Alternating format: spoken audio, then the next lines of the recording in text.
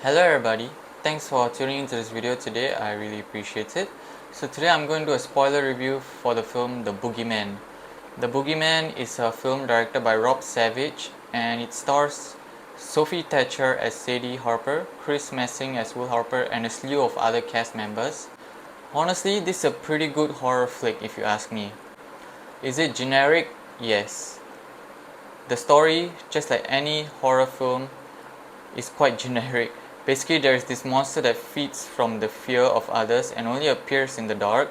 It wants to kill its prey, basically those people who have been through trauma and tragedy.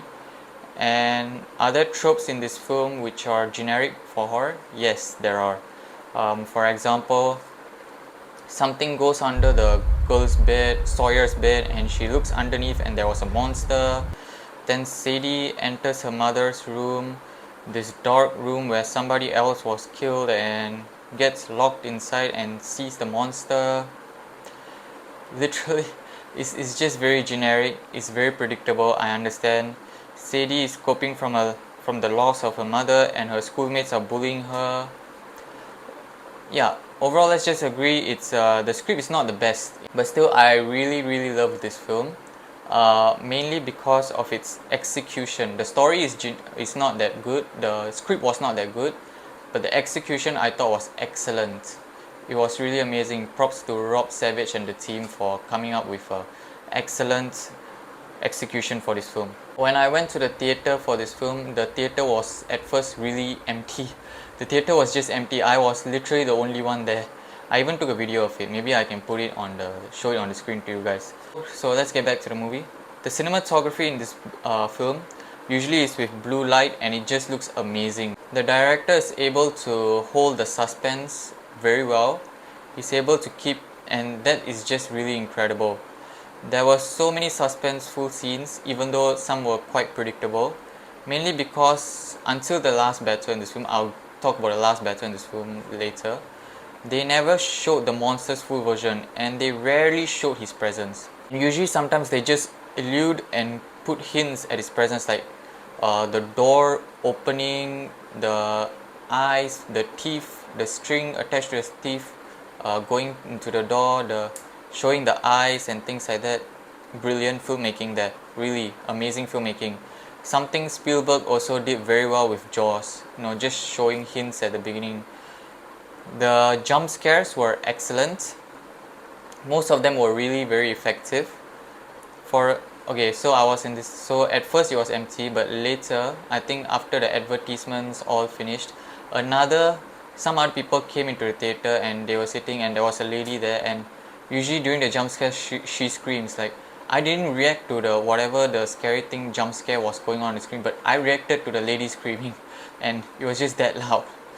It was, yeah. For a low budget horror flick, this movie was visually striking. I've said that about the cinematography, but I'll say again, it's visually striking. I think we have to also give props to the production designer because there's a lot of eerie and creepy feeling, so the stage was set very well for a horror flick.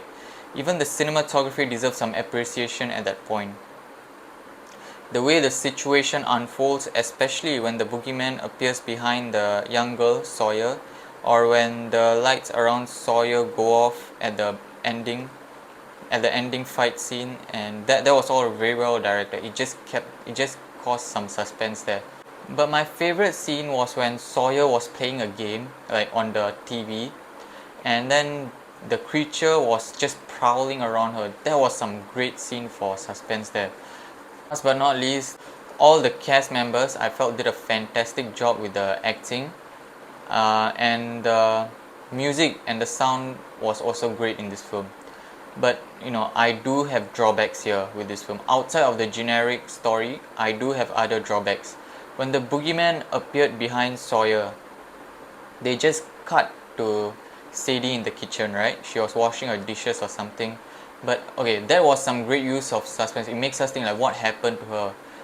And I wished something happened to her. Then later on in the film we realized that nothing actually happened to her then, which really ruined the film. Like, that scene had so much potential for something to come up later.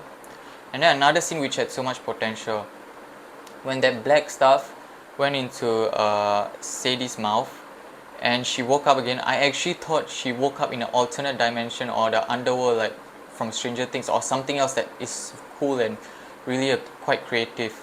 And actually, yeah, it was just Sawyer's teeth that went inside. So, which is quite, later onwards it really does pay off. But then again, I wish it could have been something more cooler, more scarier.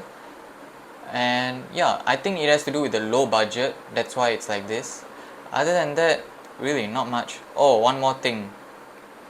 In the final fight, I think the creature was overused, so it doesn't have the suspenseful, eerie feeling that it had until that final fight. That's it for my spoiler review. And yeah, I don't think it is as bad as people say it is. This movie is basically had a mediocre script with excellent execution. If only it had a better script, I would have rated it higher. But other than that, overall I'm going to give it a 7 out of 10.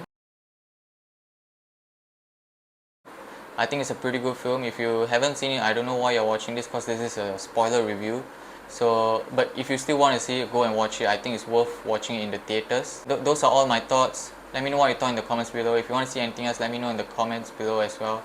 And if you like this video, click the like button. If you want to see more, subscribe to my channel. And that's all for today. Thanks for watching. You guys are always the best.